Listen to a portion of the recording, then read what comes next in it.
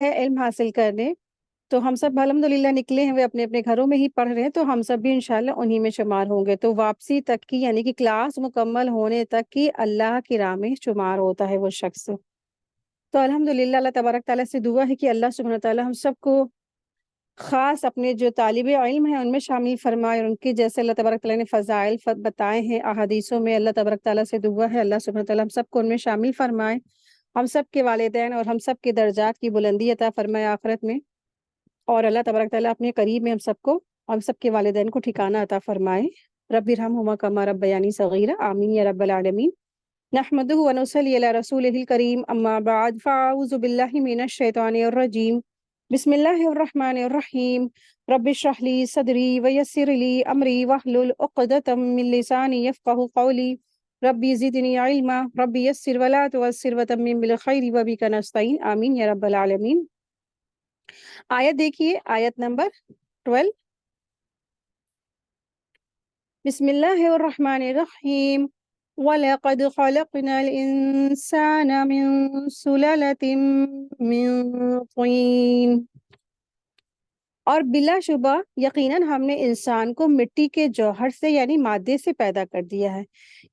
یہاں سے آیت نمبر 12 سے آیت نمبر 16 انسان کی تخلیق کے بارے میں اللہ سبحانہ تعالیٰ نے ذکر فرمایا ہے، اور تقریباً آیت نمبر 12 سے آیت نمبر 22 تک اللہ تبارک تعالیٰ نے کائنات میں اور خود انسان میں جو اللہ تبارک تعالیٰ نے تخلیق کیا ہے نا، تو اس کی طرف انسان کو غور فکر دلایا ہے۔ تو کائنات میں قدرت الہی کے جو مظاہر ہے اس کی طرف اللہ سبحانہ تعالیٰ نے غور فکر کرایا ہے۔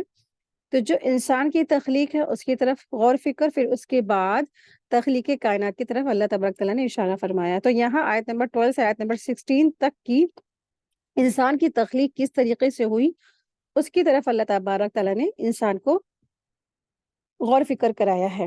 آیت دیکھیں، آیت نمبر 13، پھر ہم نے اس ایک محفوظ ٹھہرنے کی جگہ میں نطفہ بنا کر رکھا، یعنی محفوظ ٹھہرنے کی جگہ سے مراد یہاں پر ماں کی جو رحم مادر ہے اس کے مراد ہے اس سے۔ آیت نمبر 14 دیکھیں، اور پھر ہم نے نطفے کو خون کی پھٹکی بنایا، اور پھر ہم نے پھٹکی کو لوتھڑے میں ڈالا، اور پھر ہم نے لوتھڑے سے ہڈی بنائی، پھر ہم نے ہڈیوں پر گوشت چڑھا دیا، پھر ہم نے اسے اور ایک ہی صورت میں بنا دیا، چنانچہ وہ بڑا برکت والا ہے، اللہ تعالیٰ جو اس نے عمدہ بنانے والا بنایا ہے۔ یعنی اللہ سبحانہ تعالیٰ کیا ہے، سب سے بڑھ کر بہترین بنانے والے ہیں، احسن الخالقین ہیں۔ اللہ تبارک تعالیٰ کی ذات کیسی ہے؟ احسن الخالقین، سب سے بہترین تخلیق کرنے والے اللہ سبحانہ تعالیٰ ہے۔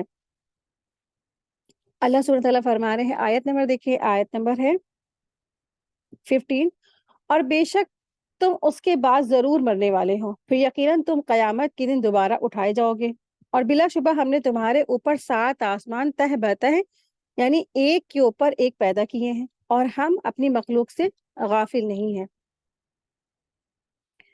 اللہ سبحانہ تعالیٰ نے یہاں پر غور فکر دلایا ہے۔ یہاں پر بھی کیا ہے، اب کیا ہے، یہاں سے شروع ہو رہا ہے جو کائنات میں بکھری پڑی ہیں جو نشانیاں، اس کی طرف غور فکر ہے۔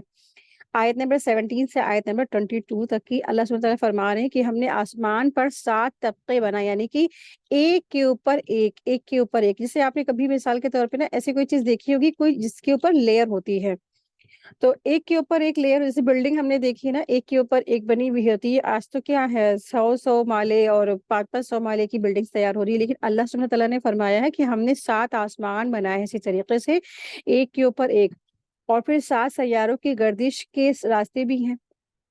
اور پھر اللہ سبحانہ تعالیٰ یہاں پر غور فکر دلا رہے ہیں، جو پھل ہیں، انگور ہے اور زیتون ہے اور کشتی ہے، اس طرف کی اللہ سبحانہ تعالیٰ نے غور فکر دلایا ہے۔ آیت نمبر دیکھیں، آیت نمبر ہے 18، اور ہم نے آسمان سے ایک خاص اندازے سے پانی نازل کیا ہے۔ تو اللہ سبحانہ تعالیٰ فرما رہے ہیں کہ خاص اندازہ، ٹھیک ہے، تو اندازہ کیا ہے؟ خاص اندازہ، یعنی اللہ سبحانہ تعالیٰ نے ایسا نہیں کیا کہ ایک ہی ساتھ سارا پانی انڈیل دیا جاتا، یا ایک ہی جگہ ایک ہی خاص مقصود جو جگہ ہے وہیں پہ سارا کا سارا پانی کیا ہوتا، ٹینکی جیسا خالی کر دیا تھا۔ نہیں، اللہ سبحانہ تعالیٰ نے ایک لمٹ کے اندر پانی نازل کیا، اور کیا کیا، اور وہ بھی نازل ہوتا ہے پانی، آپ نے دیکھا گرتا کیسے، بالکل چھوٹی چھوٹی سی بوندوں کی شکل میں۔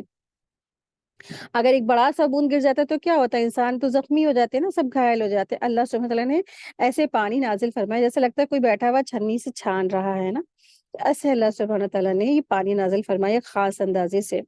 پھر اللہ سبحانہ تعالیٰ فرماتے ہیں پھر ہم نے اسے زمین میں ٹھہرا دیا اور پھر بلا شبہ ہم اسے لے جانے پر یقیناً قادر ہیں۔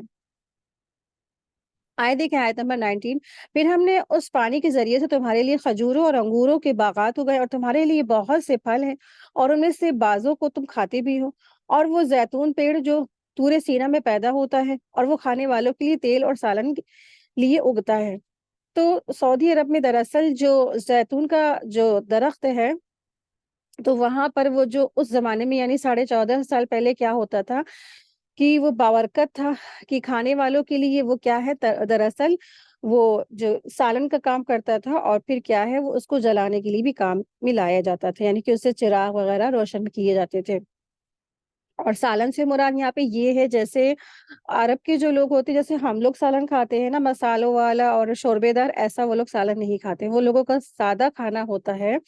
اور وہ لوگ جیسے ہم لوگ اوپر سے مطلب کہ پیور گھی ہے یا بٹر ہے اوپر سے ہم لوگ ڈالتے ہیں، اس طریقے سے وہ اپنی جو چیزیں ہیں اس کے اوپر سے چھڑک دیتے ہیں زیتون کا تیل، یعنی کہ اس کو پکاتے نہیں، پکانے سے کیا ہوتا ہے اس کی جو طاقت ہے وٹامن سے وہ سب جل جاتے ہیں، تو بطور جیسے بٹر یا پیور گھی کی طرح وہ لوگ اوپر سے چھڑکتے ہیں، تو سالن کے لیے اس کو کیا ہے وہ اگتا ہے۔ تو اللہ سبحانہ تعالیٰ نے اسی کا ذکر فرمایا ہے، کیا ہے یہ زیتون کا تیل بہت بابرکت ہے، اس کا اللہ سبحانہ تعالیٰ نے یہاں پہ ذکر فرمایا ہے۔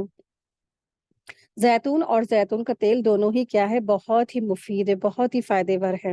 آیت نمبر دیکھیں، آیت نمبر 21،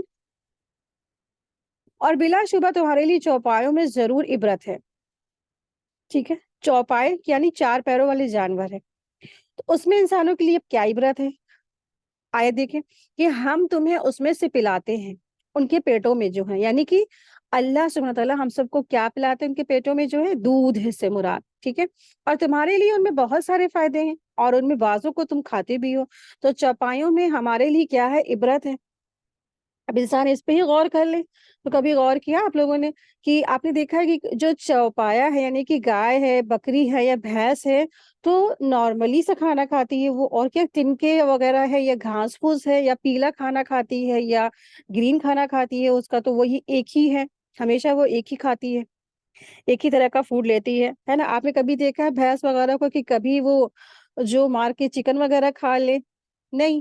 اور پھر کیا ہے کہ وہ کبھی بھی ایسا نہیں کوئی پرندہ آ کے ان کے بیٹھتا ہے ان کو وہ چبا لے، نہیں، ان کو اللہ تبارک تعالیٰ نے جو فکس کیا ہے، ان کے اندر اللہ نے جو پروگرام فٹ کیا ہے وہی وہ کھاتی پیتی ہیں، اس کے علاوہ وہ کچھ بھی نہیں کھاتی ہیں، صرف ایک ہی قسم کا گھاس پھوس یا یہ جو گھاس وغیرہ ہے یہی کھاتے ہیں، ہرے ہرے درخت ہیں یا وہ جو چوپایا جو ان کا جو بھوسا ہوتا ہے وہ چارہ ہوتا ہے وہ یہ لوگ کھاتے ہیں۔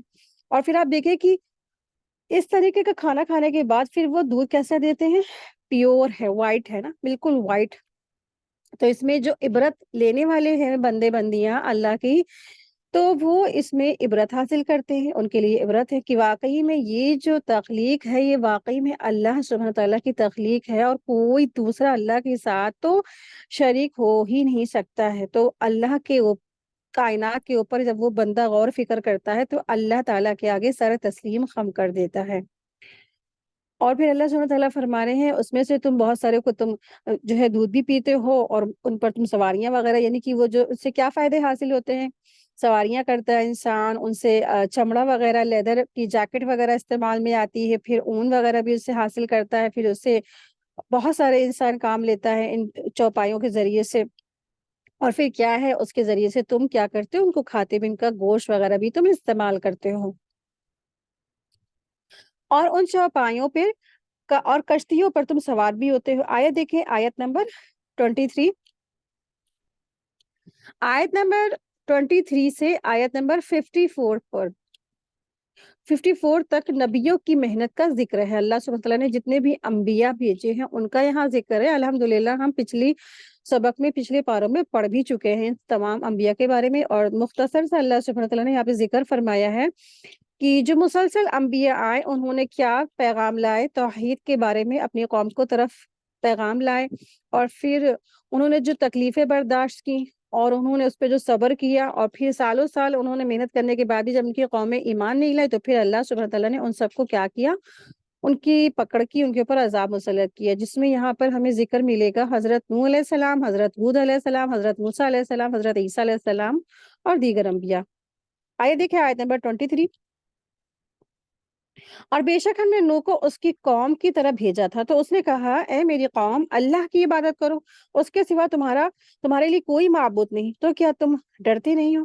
چنانچہ اس کی قوم کے سرداروں نے، جنہوں نے کفر کیا، کہنے لگے یہ تو تم جیسا ہی ایک انسان ہے، وہ چاہتا ہے کہ تم پر فضیلت پائے، اور اللہ تعالیٰ چاہتا ہے، اور اگر اللہ تعالیٰ چاہتا تو فرشتے ضرور نازل کرتا، اور ہم نے اپنے پہلے باپ دادا میں یہ نہیں بات سنی ہے، یعنی یہ باتیں نہیں سنی، یعنی توحید کی باتیں نہیں سنی، آپس میں ایک دوسرے کو وہ ایسے کہتے ہیں۔ آیت نمبر 25 دیکھیں۔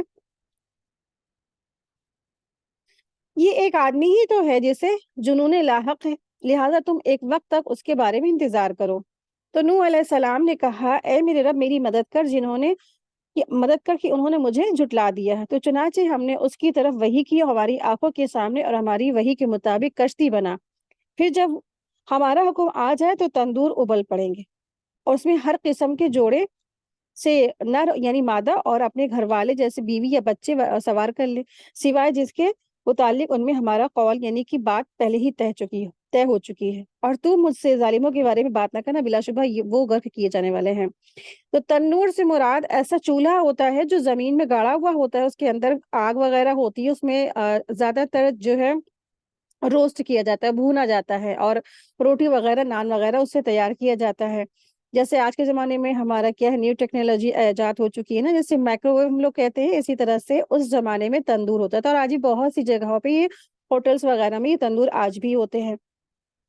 لیکن آپ دیکھیں کہ اللہ سبحانہ تعالیٰ نے تندور سے پانی نکال دیے، تندور سے پانی کیا ہے، ابال آیا، اور پھر کیا سیلاب شروع ہو گیا۔ تو اللہ تبارک تعالیٰ ہر چیز پر قادر ہے، اور اللہ تبارک تعالیٰ کچھ بھی کر سکتے ہیں۔ ایک جلنے والے تندور سے پانی کا سیلاب بھی آ سکتا ہے۔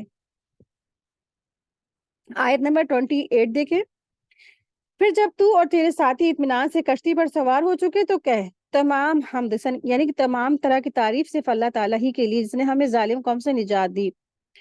آیت 29 دیکھیں۔ اور کہہ اے میرے رب، تو مجھے برکت کے ساتھ اتارنا، اور تو سب سے بہترین اتارنے والا ہے۔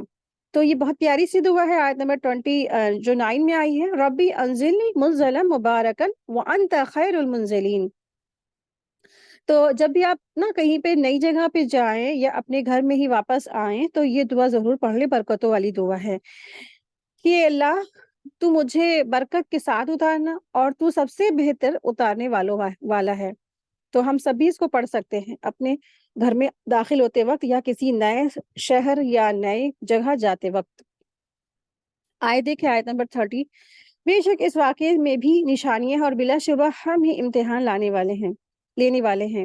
پھر ہم نے ان کے بعد ایک دوسری امت پیدا کی، چنانچہ ہم نے انہی میں سے ایک رسول بھیجا کہ تم اللہ کی عبادت کرو، اور اس کے سوا تمہارے لیے کوئی معبود نہیں، پھر کیا تم ڈرتے نہیں؟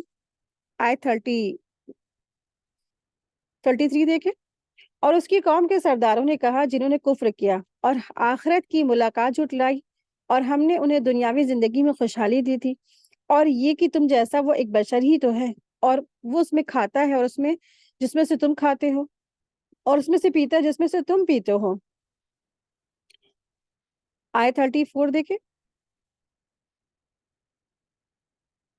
اور اگر تم نے اپنی ہی جیسے بشر کی اطاعت کی تو بلا شک تم اس وقت خسارہ یعنی گھاٹا پانے والے ہوگے۔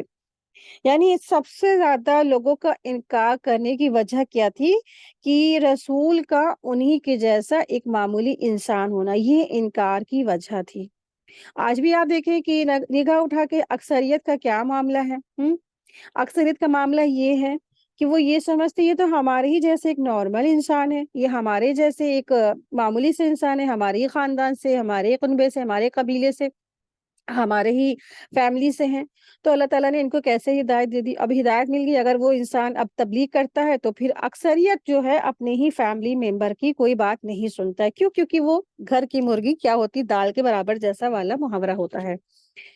تو اکثریت کا معاملہ یہی تھا کہ وہ یہی کہتے تھے کہ یہ تو معمولی انسان ہے، ہم اس کا کیسے اس پر ایمان لیے یہ تو ہمارے جیسا کھاتا ہے، ہمارے جیسا پیتا ہے، ہمارے جیسا رہتا ہے، ہمارے جیسا جیتا ہے، تو نہیں، یہ اللہ کا رسول نہیں ہو سکتا۔ ان کی نظروں میں کوئی رسول اسپیشل، کوئی اعلی اعلیٰ مخلوق ہونی چاہیے تھی۔ آیت دیکھیں، آیت نمبر 35۔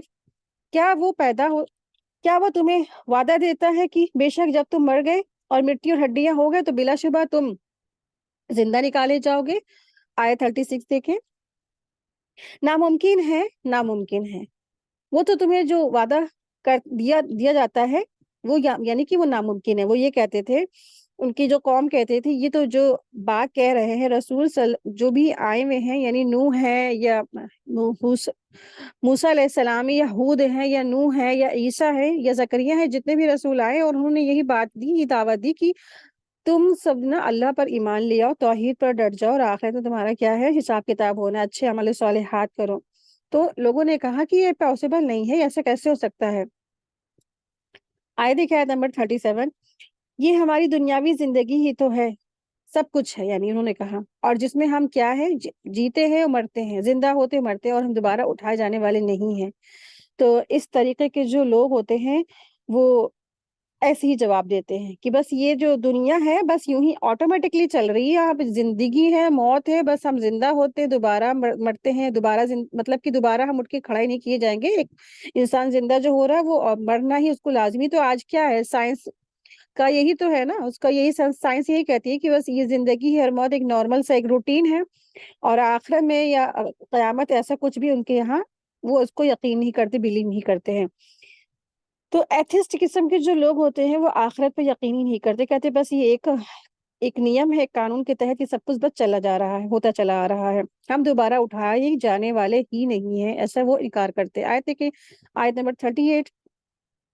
وہ ایک ہی شخص ہی تو ہے جس نے اللہ پر جھوٹ گڑا ہے اور ہم اس پر ایمان لانے والے نہیں ہیں۔ اس رسول نے کہا، اے میرے رب تو میری مدد فرما، اس لیے کہ انہوں نے مجھے جھٹلایا۔ اللہ تعالیٰ نے فرمایا، بلا شبہ تھوڑے دنوں میں وہ اپنے کیے پر ضرور رادم ہوں گے، ضرور شرمندہ ہوں گے۔ آیت 40 دیکھیں، آیت 41۔ پھر انہیں انصاف کے ساتھ چنگھاڑ نے آ پکڑا، پھر ہم نے انہیں کوڑا کرکٹ بنا کے رکھ دیا، چنانچہ لعنت ہے ظالم لوگوں کے لیے، اور پھر ہم نے ان کے بعد دوسری امتیں پیدا کی۔ آیت دیکھیں، آیت نمبر 43۔ کوئی بھی امت اپنے مقررہ مدت کے وقت سے آگے نہیں نکل سکتی ہے اور وہ نہ پیچھے رہ سکتی ہے۔ آیت 44 دیکھیں۔ پھر ہم لگاتار مسلسل اپنے رسول بھیجتے رہے، جب بھی کسی امت کے پاس رسول آیا تو انہوں نے اس کو جھٹلایا، پھر ہم نے ایک کے پیچھے دوسری قوم کو ہلاک کرتے رہے، اور ہم نے انہیں افسانے بنا دیا، چنانچہ ان لوگوں کے لیے لعنت ہے جو ایمان نہیں لاتے۔ آیت دیکھیں 45۔ پھر ہم نے موسیٰ علیہ السلام اور اس کے بھائی ہارون علیہ السلام کو اپنی نشانی اور کھلی دلیل کے ساتھ بھیجا، فرعون اور اس کے درباروں، اب یہاں سے موسیٰ علیہ السلام کا ذکر ہے، فرعون اور اس کے درباریوں کی طرف۔ تو موسیٰ علیہ السلام کس کی طرف رسول بنا کر بھیجے گئے تھے؟ بنی اسرائیل کی طرف، اور فرعون اور اس کی قوم کی طرف رسول بنا کر کے بھیجے گئے تھے۔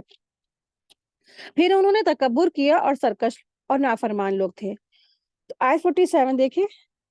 چنانچہ وہ کہنے لگے، کیا ہم اپنی ہی طرح کے دو انسانوں پر ایمان لیے جبکہ ان کی قوم کے لوگ ہمارے غلام ہیں، یعنی ماتحت ہیں ہمارے؟ اور پھر انہوں نے ان دونوں کو جھٹلایا اور وہ ہلاک ہونے والوں میں سے ہو گئے، اور بلا شبہ ہم نے موسیٰ کو کتاب دی تاکہ وہ لوگ کیا ہے، ہدایت پائے۔ آیت 50 دیکھیں۔ اور ہم نے عیسیٰ ابن مریم کو اور اس کی ماں کو ایک نشانی بنایا اور ایک پرسکون بہتے ہوئے چشمے والے ٹیلے پر ان دونوں کو ٹھکانہ دیا۔ تو اللہ سبحانہ تعالیٰ فرما رہے کہ ہم نے عیسیٰ ابن مریم کو اور اس کی ماں کو ایک نشانی بنایا۔ تو کیا نشانی بنایا تھا؟ کہ نشانی وہ یہ تھی کہ اللہ سبحانہ تعالیٰ نے مریم علیہ السلام سے عیسیٰ علیہ السلام کو پیدا کیا، لیکن کیا تھا؟ بنا باپ کے۔ عیسیٰ علیہ السلام بنا باپ کے پیدا ہوئے، مریم علیہ السلام نے بچے کو جنا بنا مرد کے۔ تو یہ ایک بہت بڑی نشانی تھی رہتی دنیا تک کی۔ اور اللہ سبحانہ تعالیٰ فرما رہے کہ ہم نے ان کو ایک پرسکون اور بہتے چشمے والے ٹیلے پر ان دونوں کو ٹھکانہ دیا۔ آیت دیکھیں، آیت نمبر 51۔ فرمایا، اے رسولو، تم پاکیزہ چیزوں میں سے کھاؤ اور نیک عمل کرو، بے شک تم جو عمل کرتے ہو میں اسے خوب جانتا ہوں۔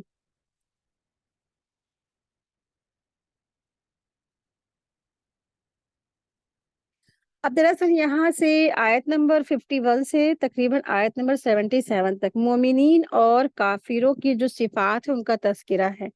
کافروں کو ان کے اعمال پر وعید ہے اور سزا کا تذکرہ ہے، اور اللہ سبحانہ تعالیٰ فرما رہے ہیں اے رسولو، اے جو انبیاء جو رسول ہیں جتنے بھی، اللہ سبحانہ تعالیٰ ان سے خطاب فرما رہے یا ایھا الرسولو، تو رسول رسول کی جمع ہے، تو اس میں یعنی کہ مراد سارے کے سارے تمام رسول ہیں۔ تو اللہ سبحانہ تعالیٰ فرما رہے ہیں اے رسولو تم جو ہے کلو من طیبات، پاکیزہ چیزوں میں سے کھاؤ، ٹھیک ہے۔ تو اللہ تبارک تعالیٰ نے اپنے رسولوں سے خطاب فرمایا ہے، تو اس آیت میں اگرچہ انبیاء سے خطاب ہے، لیکن انبیاء سے خطاب کر کے اللہ تبارک تعالیٰ نے ان کی امتوں کو حکم دیا ہے کہ وہ کیا کھائیں، پاکیزہ چیز کھائیں، من الطیبات یعنی کہ پاکیزہ چیزوں میں سے کھائیں۔ تو طیبات سے مراد کیا ہے؟ پاکیزہ، لذت بخش اور حلال چیزیں ہیں، ٹھیک ہے۔ تو اللہ سبحانہ تعالیٰ نے فرمایا کہ اے رسولو تم جو ہے کھاؤ جو کیا ہے، جو من الطیبات پاکیزہ چیزیں ہیں، وَاعْمَلُوا صَالِحًا اور عمل کرو صالح اچھے۔ اللہ سبحانہ تعالیٰ فرماتے ہیں کہ رسولوں سے کہ تم پاکیزہ چیزیں کھاؤ، تو طیبات سے مراد کیا ہے؟ پاکیزہ، لذت بخش اور حلال چیزیں ہیں۔ نبی صلی اللہ علیہ وسلم نے ارشاد فرمایا ہر نبی نے بکریاں چرائی ہیں، ٹھیک ہے۔ تو ہر نبی نے بکریاں چرائیں، کیوں چرائیں؟ کیونکہ ان کو کیا تھی؟ اجرت چاہیے تھی، وہ اجرت لیتے تھے۔ تو آپ صلی اللہ علیہ وسلم فرماتے ہیں کہ میں بھی اہل مکہ کی بکریاں چند قیرات کے اوس میں چراتا تھا، یہ بخاری کی حدیث ہے۔ تو ہر نبی سے اللہ سبحانہ تعالیٰ نے بکریاں چروائی ہیں، اور یا تو پھر جو نبی تھے کچھ نہ کچھ بزنس کرتے تھے وہ اپنا، اور یا تو شروعاتی دور میں کیا تھا؟ بکریاں چراتے تھے، جب بالکل وہ ٹین ایجز ہوتے تھے نا، آپ صلی اللہ علیہ وسلم بکری چراتے تھے، اس کے بعد پھر آپ صلی اللہ علیہ وسلم نے بزنس شروع کیا اس طریقے سے۔ تو آپ دیکھیں کہ ہر نبی نے کیا ہے؟ بکریاں چرائی ہیں۔ تو بکریاں چرانا دراصل انبیاء کی سنت رہی ہے۔ آپ کو پتہ ہے اس سے ایک اور چیز معلوم ہوتی ہے کہ جب انسان بکری چراتا ہے تو اس سے کیا ہوا؟ ان کے اندر لیڈرشپ کا جو زبردست ان کے اندر جو صفات ہے وہ ڈیولپڈ ہوئی۔ اور اللہ سبحانہ تعالیٰ یہاں اس آیت میں فرما رہے ہیں کہ سب رسولوں کا ذکر کر کے اجمالی طور پر اور مختصر طور پر پھر اللہ سبحانہ تعالیٰ نے سب سے خطاب کیا ہے کہ اے پیغمبروں کی جماعت پاکیزہ چیزیں کھاؤ اور نیک اعمال کرو، اور جو کچھ تم کر رہے ہو اسے اللہ تعالیٰ کیا ہے؟ خوب جانتا ہے۔ تو آپ دیکھیے کہ اللہ تبارک تعالیٰ نے ہمیں حکم دیا کہ کیا کھاؤ؟ پاکیزہ چیزیں کھاؤ۔ تو رزق حلال نیک کاموں میں مددگار ہوتا ہے نا، تو پاکیزہ کھانے سے فائدے کیا ہیں؟ رزق حلال نیک کاموں میں مددگار ہوتا ہے، جب انسان کا کھانا حلال ہوتا ہے تو اس کی عبادت میں بھی کیا ہوتا ہے؟ خشوع پیدا ہوتا ہے۔ تو اکثریت میں جو نمازوں میں خشوع نہیں ہوتا تو وجہ کیا ہوتی ہے؟ کہیں نہ کہیں ان کے پیٹ میں حرام جا رہا ہوتا ہے، یعنی انسان ایسی ذرائع سے آمدنی لاتا ہے کہ گھر میں کیا ہوتا ہے؟ وہ حرام، مطلب ہے تو اللہ تعالیٰ نے حلال ہے لیکن وہ ذریعہ کیا ہوگی؟ حرام، یعنی کہ رشوت ہے، چوری ہے، لوٹ ہے اور سود ہے، یہ سب تمام ذریعوں سے جو انسان کھاتا ہے تو پھر کیا ہے؟ وہ حلال چیزیں بھی حرام ہو جاتی ہیں، حرام مال کے ذریعے سے اگر آئے تو پھر کیا ہوتا ہے؟ پھر عبادت میں خشوع ختم ہو جاتا ہے۔ اور جب انسان کھانے پینے میں اسراف برتتا ہے، غلط چیزیں کھاتا ہے جو اس کی صحت کے نقصان دہ ہوتی ہے، تو پھر آپ دیکھیے کیا ہوتا ہے کہ انسان نا کسی کام میں اس کا من نہیں رہتا ہے، عبادت کے قابل نہیں رکھتا ہے، اور پھر رزق میں طیب کا اہتمام بھی ضروری ہے۔ تو طیب چیزیں انسان کھائے، اچھا کھائے، کیونکہ جیسا انسان کھائے گا ویسے ہی اس کی کیا ہے؟ اعمال بھی ویسے ہوتے چلے جاتے ہیں۔ تو اچھا کھائیں، اچھے اعمال کریں۔ آیت دیکھیں، آیت نمبر ہے 52۔ اور بلا شبہ یہ تمہاری ملت یعنی ایک جماعت ہی کی ملت ہے، ملت اور شریعت ہے، اور میں تمہارا رب ہوں لہٰذا تم مجھے سے ڈرو۔ پھر انہوں نے اپنا امر یعنی دین آپس میں ٹکڑے ٹکڑے کر ڈالا، ہر فرقے کے پاس جو کچھ ہے اسی پر وہ ریجھے ہوئے یعنی اترا رہے ہیں اور خوش ہیں۔ چنانچہ وہ اے نبی آپ انہیں ان کی غفلت میں ایک مقررہ وقت تک کے لیے چھوڑ دیجئے۔ کیا وہ یہ نہیں سمجھتے کہ ہم دنیا میں بھی جو بھی ان کے مال اور اولاد ہیں ان میں اضافہ ہی کیے جا رہے ہیں؟ آیت دیکھیں، آیت نمبر 56۔ تو کیا ہم ان کے لیے بھلائیوں میں جلدی کر رہے ہیں؟ نہیں، بلکہ وہ اصل حقیقت کا شعور ہی نہیں رکھتے۔ آیت 57 اور 58 دیکھیں۔ بے شک جو لوگ اپنے رب سے خوف کھاتے ہیں، ڈرتے ہیں، اور جو لوگ اپنے رب کی آیتوں پر ایمان رکھتے ہیں، اور جو لوگ اپنے رب کے ساتھ کسی کو شریک نہیں ٹھہراتے ہیں، اور جو لوگ اللہ کی راہ میں دیتے ہیں یعنی کہ خرچ کرتے ہیں، جو بھی کچھ دیتے ہیں وہ، تو اس طرح ان کے دل کا جو خوف زدہ وہ ان کے دل خوف زدہ رہتے ہیں کہ بے شک وہ اپنے رب کی طرف لوٹنے والے ہیں۔ تو یہاں پہ ایسے لوگوں کی بات کی جا رہی ہے، مومنین کی بات کی جا رہی ہے، ان کی صفات کا تذکرہ ہے کہ جو اچھے اچھے کام کر کے بھی کیا ہے ہوتے ہیں، وہ ڈرنے والے ہوتے ہیں، ڈر رہے ہوتے ہیں۔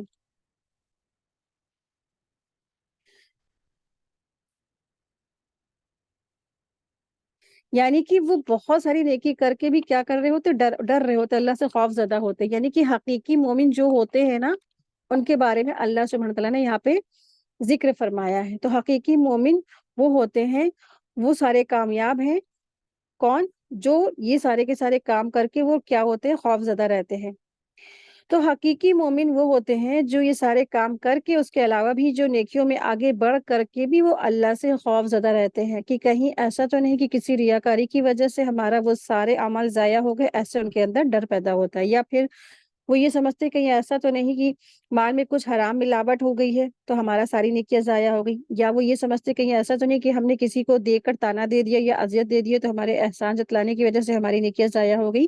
اسی طرح سے وہ ہمیشہ اللہ سے ڈرتے رہتے، یا وہ یہ سمجھتے ہیں کہ ہم سے کہیں کوئی فرائضوں میں کوئی کمی کوتاہی تو نہیں رہی، یعنی نماز میں کہیں ہم نے کوئی کمی کوتاہی یا خشوع میں ہماری کوئی کمی کوتاہی تو نہیں رہی، یعنی کہ نماز پڑھ کے وہ فخر نہیں کرتے، حج کر کے وہ فخر نہیں کرتے ہیں، صدقہ خیرات کر کے وہ فخر نہیں کرتے ہیں، روزے پورے رکھ کے وہ فخر نہیں جتاتے ہیں، شب قدروں میں جگ جگ کر کے وہ اتراتے نہیں ہیں، ہر بات میں وہ ڈر رہے ہوتے ہیں، نہ جانے کون سی ہماری جو فرائض میں کمی رہ گئی یا ہمارے انفاق میں کوئی ایسے ریاکاری تو نہیں، اس طریقے سے وہ کیا ہوتے ہیں، اللہ سے ڈرنے والے ہوتے ہیں۔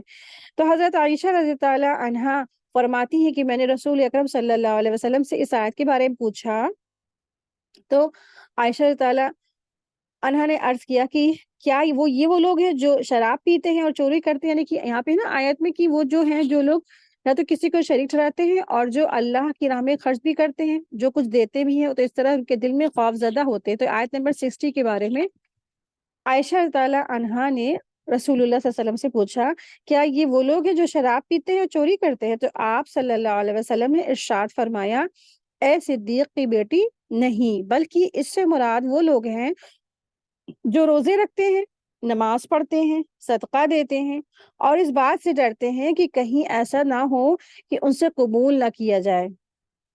یہی لوگ ہیں جو نیکیوں میں جلدی کرتے ہیں، کیونکہ نا وہ کیے ہوئے کہ ان کو اپنے آپ کو جو کام کر چکے وہ کافی نہیں سمجھتے۔ جو یہ حدیث ہے، یہ حدیث ترمذی کی حدیث تھی۔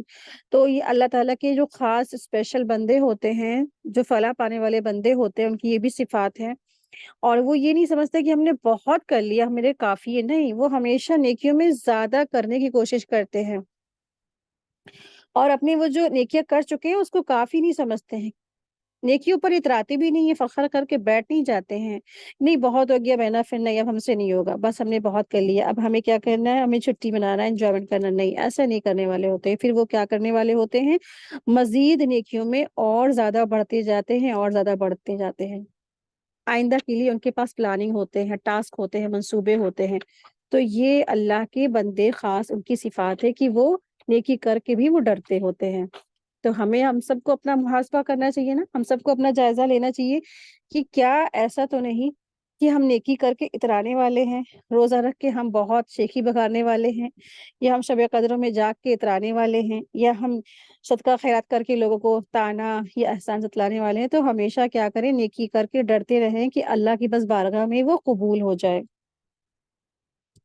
آیت دیکھیں، آیت نمبر 61، یہی لوگ بھلائیوں میں جلدی کرتے ہیں اور اب ان میں آپس میں ایک دوسرے سے آگے بڑھنے والے ہیں، اور ہم کسی نفس کو اس کی طاقت سے زیادہ تکلیف نہیں دیتے، اور ہمارے پاس ایک ایسی کتاب ہے، یعنی نامہ العامہ ہے، جو ہر شخص کا حال ٹھیک ٹھیک بتا دے گی اور ان پر ظلم نہیں کیا جائے گا۔ آیت نمبر 63 دیکھیں،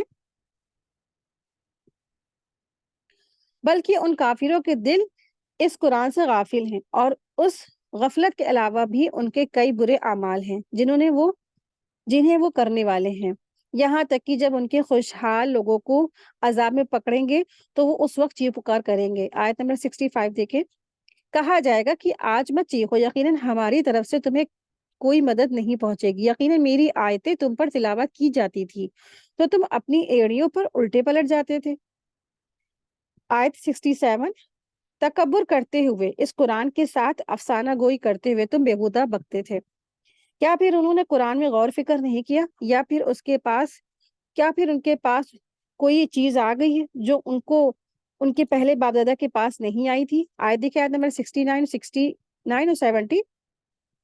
یا انہوں نے اپنے رسول کو پہچانا نہیں لہٰذا وہ اس کے انکاری ہیں، یا وہ یہ کہتے ہیں کہ اسے جنونی یعنی کہ دماغی یعنی کہ بیماری ہے، یعنی کہ کیا ہے، یہ پاگل ہے یا مجنون، اس طرح سے کہتے تھے نا، بلکہ ان کے پاس حق آیا ہے اور ان کے اکثر لوگ حق کو ناپسند کرتے ہیں۔ آیت 71 دیکھیں، اور اگر حق ان کی خواہشاتوں کی پیروی کرے تو آسمان اور زمین اور جو ان میں ہے سب تباہ ہو جائے گا، بلکہ ہم ان کے پاس ان کے لیے نصیحت لائے ہیں اور وہ اپنی ہی نصیحت سے منہ موڑے ہوئے ہیں۔ آیت 72 اور 73 دیکھیں، کیا آپ ان سے اجرت کا سوال کرتے ہیں؟ تو آپ کے رب کا صلہ تو بہتر ہے اور وہ بہترین رزق دینے والا ہے، اور بلا شبہ آپ سیدھے راستے یعنی اسلام کی طرف بلاتے ہیں، اور بلا شبہ جو لوگ آخرت پر ایمان نہیں لاتے وہ یقیناً صراط مستقیم یعنی سیدھے راستے سے ہٹ رہے ہیں۔ آیت دیکھیں، آیت نمبر 75 ہے، اور اگر ہم ان پر رحم کریں اور وہ جن تکلیفوں کا شکار ہے ان کو دور کر دے تو پھر وہ برابر اپنی سرکشی یعنی نافرمانی میں اڑے رہیں گے، یعنی اور بھٹکتے پھریں گے۔ آیت 76 دیکھیں، اور بلا شبہ ہم نے انہیں عذاب میں پکڑا تھا، پھر نہ انہوں نے اپنے رب کی سامنے عاجزی کی اور نہ وہ گڑ گڑائے۔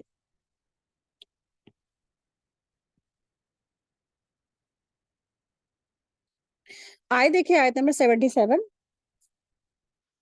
یہاں تک کہ جب ہم نے ان پر سخت عذاب کا دروازہ کھول دیا تو وہ اس میں نا امید ہو گئے۔ آیت 78، اور وہ وہی اللہ ہے جس نے تمہارے لیے کان اور آنکھیں اور دل پیدا کیے ہیں، تم کم ہی شکر ادا کرتے ہو۔ تو دراصل آیت نمبر 78 سے آیت نمبر 92 تک اللہ تبارک تعالیٰ کی عظمت الہی کا ذکر ہے، یعنی قدرت الہی کا بعض مظاہر کا ذکر ہے، یعنی اللہ سبحانہ تعالیٰ فرما رہے وہ اللہ ہی ہے جس نے تمہیں سننے کے دیکھنے کے لیے جو چیزیں ہیں قوتیں ہیں وہ سب عطا کی ہیں، جس نے تمہارے لیے زمین پھیلا دی ہے اور اسی کی طرف تمہیں کیا ہے لوٹنا ہے پلٹنا ہے، اور وہ سب کیا ہے اللہ تبارک تعالیٰ تمہیں زندگی دیتا ہے، موت دیتا ہے، اور پھر رات اور دن کا آنا جانا اللہ تعالیٰ کی یہ کیا ہے نشانیوں میں سے ہے، اور پھر یہ سب کیا ہے اللہ تبارک تعالیٰ کی کائنات ہے، اس پہ تم غور و فکر کرو، اس پہ اللہ سبحانہ تعالیٰ نے غور و فکر کی طرف انسان کو دعوت دی ہے۔ آیت دیکھیں، آیت نمبر 79، اور وہی جس نے تمہیں زمین میں پھیلایا ہے، زمین میں پھیلایا ہے مراد کیا ہے، پیدا کیا اور پھر کیا ہے اس کی تربیت کی، پرورش کی، پھر انسان کیا ہوتا ہے، پھر اسی میں کیا ہوتا ہے انسان مرتا ہے، اسی میں دفنایا جاتا ہے۔ آیت دیکھیں، آیت نمبر 79، اور وہی جس نے تمہیں زمین میں پھیلایا ہے اور اسی کی طرف تمہیں اکٹھا کیا جائے گا۔ آیت 80 دیکھیں، اور وہی جو زندہ کرتا ہے اور موت دیتا ہے اور رات اور دن کا اختلاف یعنی آنا جانا اسی کا پیدا کیا ہوا ہے، اور پھر بھی کیا تم نہیں سمجھتے ہو، عقل سے کام نہیں لیتے ہو۔ آیت 81، بلکہ انہوں نے وہی کچھ کہا جو ان سے پہلے لوگوں نے کہا تھا۔ آیت 82، انہوں نے کہا کیا جب ہم مر گئے اور مٹی اور ہڈیاں ہو گئے تو کیا ہمیں دوبارہ زندہ کر کے اٹھایا جائے گا؟ تو ایسا انہوں نے بھی کہا تھا اور ایسا ان سے پہلے لوگوں نے بھی کہا، ایک حیرت زدہ بات۔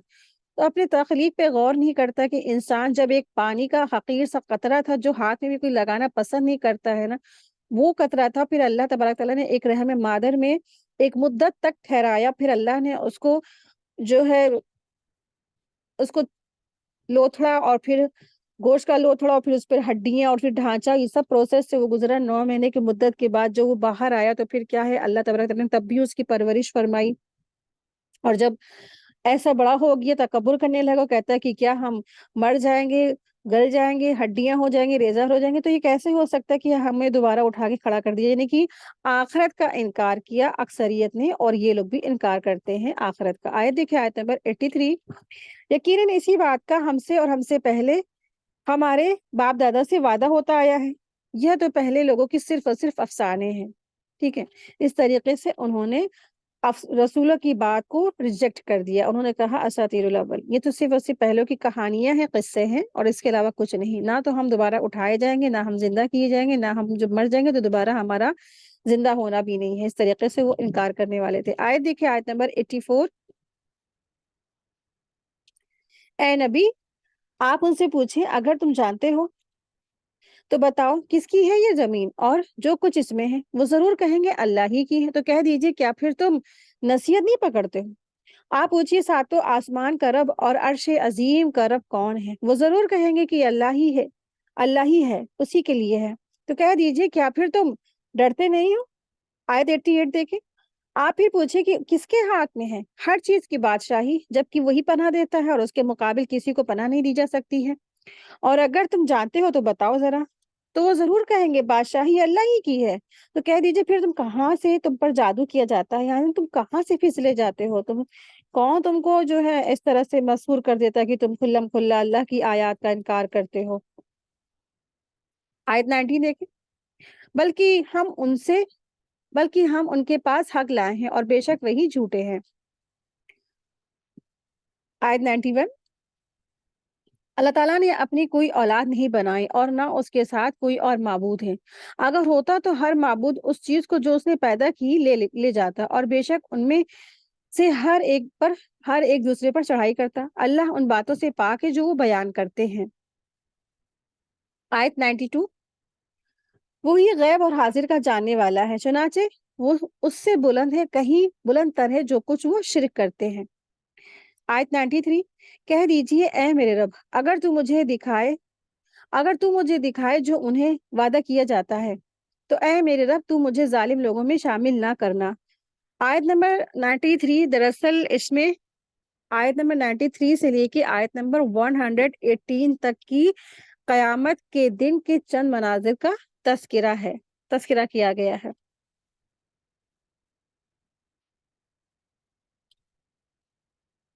آیت نمبر دیکھیں، آیت نمبر 94. اور بلا شبہ ہم اس بات پر کہ آپ کو دکھائیں جس کا ہم ان سے وعدہ کرتے ضرور قادر ہیں.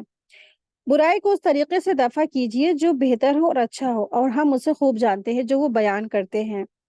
اور آپ کہیں کہ اے میرے رب، میں شیطانوں کے وسوسوں سے تیری پناہ مانگتا ہوں، اور اے میرے رب اس سے بھی میں تیری پناہ مانگتا ہوں کہ وہ میرے پاس حاضر ہو جائیں.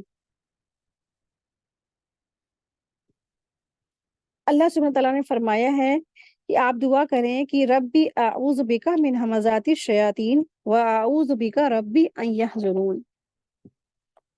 تو یہاں پہ اللہ سبحانہ تعالیٰ نے فرمایا ہے کہ آپ پناہ مانگیے. تو نبی صلی اللہ علیہ وسلم نے فرمایا کہ وہ دعا پڑھتے تھے. آپ صلی اللہ علیہ وسلم فرماتے تھے کہ جو ہے جب آپ صلی اللہ علیہ وسلم جب بھی کوئی کام کرتے تھے تو اللہ تعالیٰ سے استعاذہ کرتے تھے، یعنی آپ صلی اللہ علیہ وسلم جب بھی کوئی کام کا ارادہ کرتے تھے تو آغاز میں بسم اللہ پڑھتے تھے اور اعوذ باللہ پڑھتے تھے. ٹھیک ہے. تو نبی صلی اللہ علیہ وسلم شیطان سے اس طرح استعاذہ کرتے تھے، یہ دعا پڑھتے تھے: اعوذ باللہ السمیع العلیم من الشیطان الرجیم من حمزہ ونفخہ ونفثہ. ابو داؤد کی حدیث ہے. اسی طرح سے ایک اور حدیث میں آتا ہے کہ اسی لیے نبی صلی اللہ علیہ وسلم نے جو ہے نا اس کی تاکید فرمائی کہ ہر اہم امپورٹنٹ کام کی ابتدا اللہ تعالیٰ کے نام سے شروع کرو، یعنی بسم اللہ سے شروع کرو. اور کیونکہ اللہ تعالیٰ کی یاد نا شیطان کو دور کرنے والی چیز ہے، اس لیے آپ صلی اللہ علیہ وسلم یہ دعا بھی مانگتے تھے: اللہم انی اعوذ بک من الحرام و اعوذ بک من الحدم ومن الغرق و اعوذ بک ان یتخبطنی الشیطان عند الموت. تو یہ دعا آپ صلی اللہ علیہ وسلم پڑھتے تھے. یہ مسند احمد اور ابو داؤد کی حدیث میں سے ہے. تو یہاں جو لفظ آیا ہے آیت میں حمزاتی شیطان، تو یہ جو حمزات ہے نا یہ شیطان کے حمزات ہیں. اور حمزات کیا ہیں؟ قرطبی کہتے ہیں کہ غضب کے وہ حملے ہیں، غصے کے وہ حملے ہیں جن پر انسان غصے کے وقت اپنے اوپر قابو نہیں رکھ سکتا ہے. تو یہ حمزات ہیں. ٹھیک ہے. غصے کے وقت انسان جب اپنے اوپر قابو نہیں رکھ سکتا ہے تو یہ کیا ہے؟ یہ حمزات ہے. کیونکہ شیطان جو انسان کو دیکھتا رہتا ہے کہ یہ کب کمزور پڑتا ہے انسان کے اوپر، جب اس کی خواہشات غالب آ جاتی ہیں، کسی چیز کی محبت غالب آ جاتی ہے تو انسان کیا ہوتا ہے؟ کمزور پڑ جاتا ہے. اور جب انسان پر غم غالب آتا ہے تو وہ کمزور پڑ جاتا ہے. تو اس لیے شیطان کا پسندیدہ کام کیا ہے کہ انسان کو غمگین رکھنا، ڈپریشن میں رکھنا. جب انسان شدید غصے میں آتا ہے تو انسان اپنے اوپر بھی قابو نہیں پا سکتا ہے اور وہ کمزور پڑ جاتا ہے.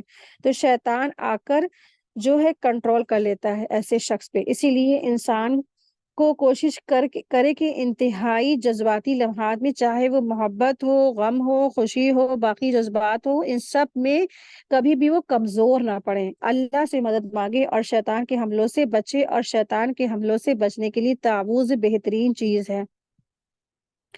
اور یہ دعا بھی پڑھ سکتے ہیں جو آیت نمبر جو 97 اور 98 ہے، یہ بھی دعا پڑھ سکتے ہیں.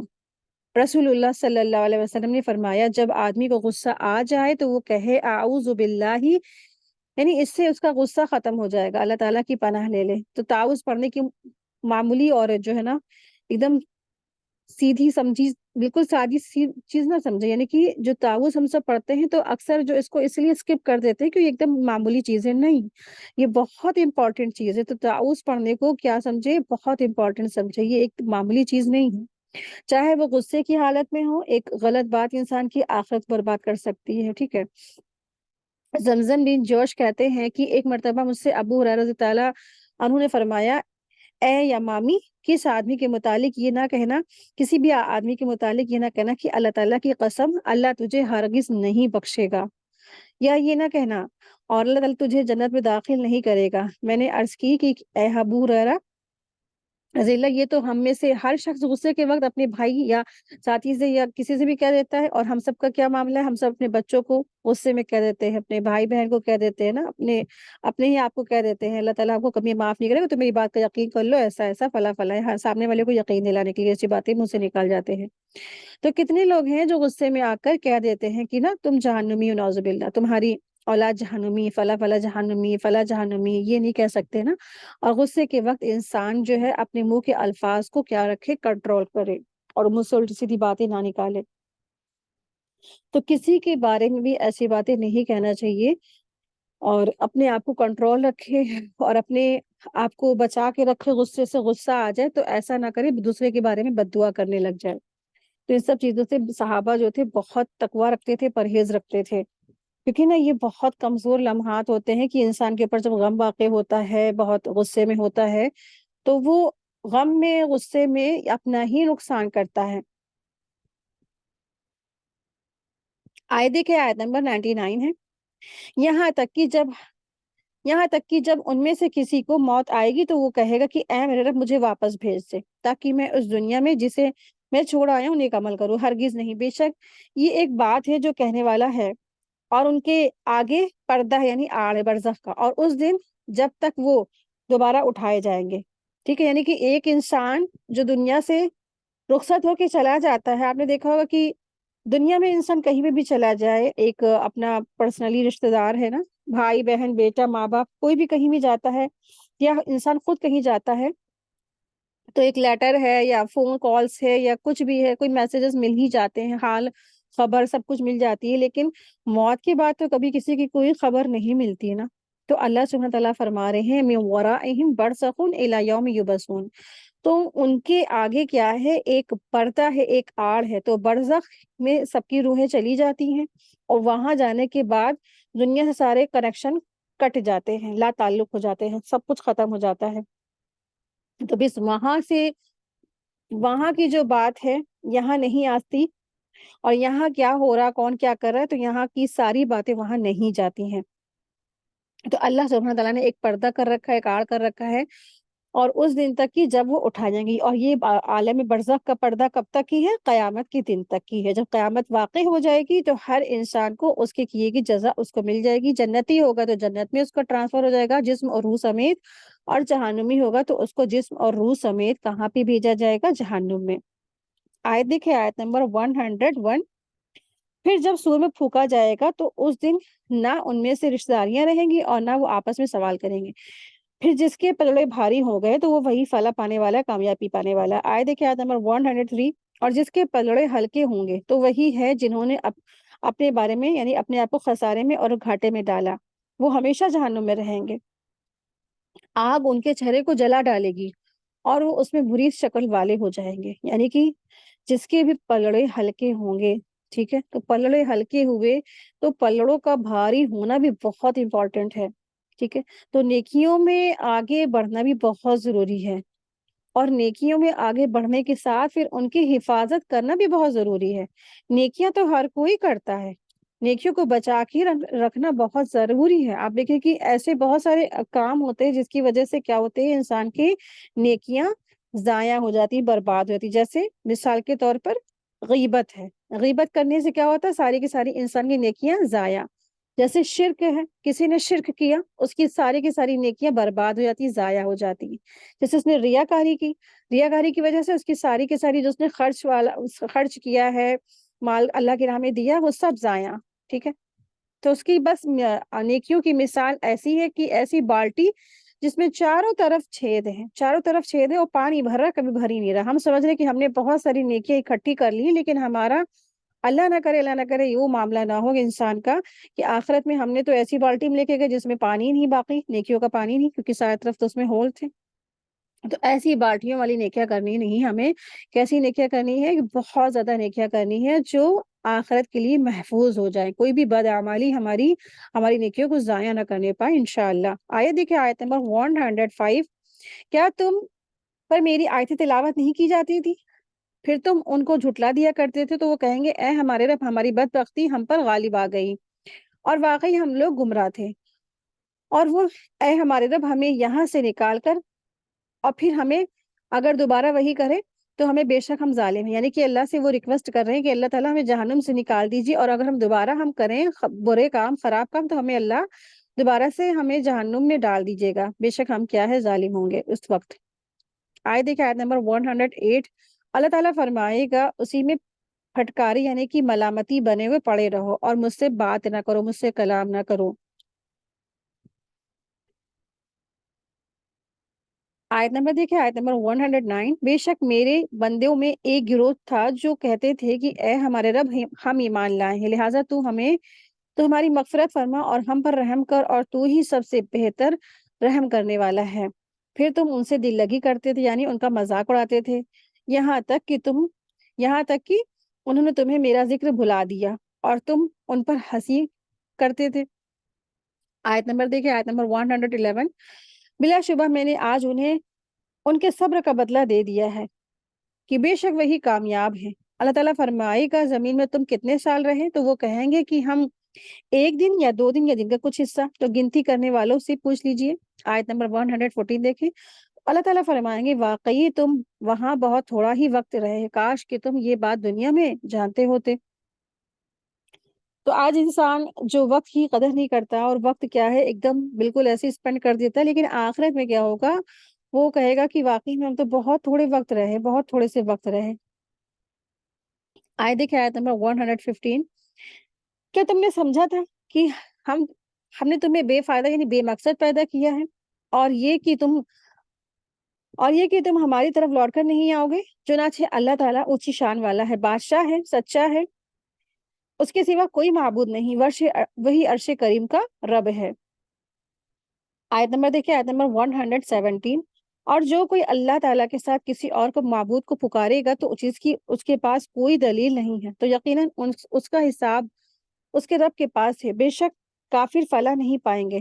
تو جہاں سورہ شروع ہوئی تو وہاں پر کیا بتایا اللہ سبحانہ تعالیٰ نے، فلاح پانے لوگوں کی جو کامیابی کا بتا دی کہ یہ فلاح پانے والے لوگ، قد افلح المؤمنون، مومن کیا ہے، فلاح پا گئے، جن کے اندر وہ 7 صفات ہے۔ اب یہاں پر سورہ کے اختتام میں بتایا اللہ سبحانہ تعالیٰ نے کہ کون لوگ فلاح نہیں پائیں گے، بے شک کون لوگ فلاح نہیں پانے والے ہیں، جو کافر ہیں وہ فلاح نہیں پائیں گے۔ آیت دیکھیں، آیت نمبر 118، اور آپ کہیے کہ اے میرے رب میری مغفرت فرما اور مجھ پر رحم فرما، اور تو ہی سب سے بہترین رحم کرنے والا ہے۔ اسی کے ساتھ ہی آج کی ہماری کلاس مکمل ہوئی، وآخر دعوانا ان الحمد للہ رب العالمین، سبحانک اللہم وبحمدک، اشہد ان لا الہ الا انت، استغفرک واتوب الیک۔ السلام علیکم ورحمۃ اللہ وبرکاتہ، جزاکم اللہ خیرا کثیرا۔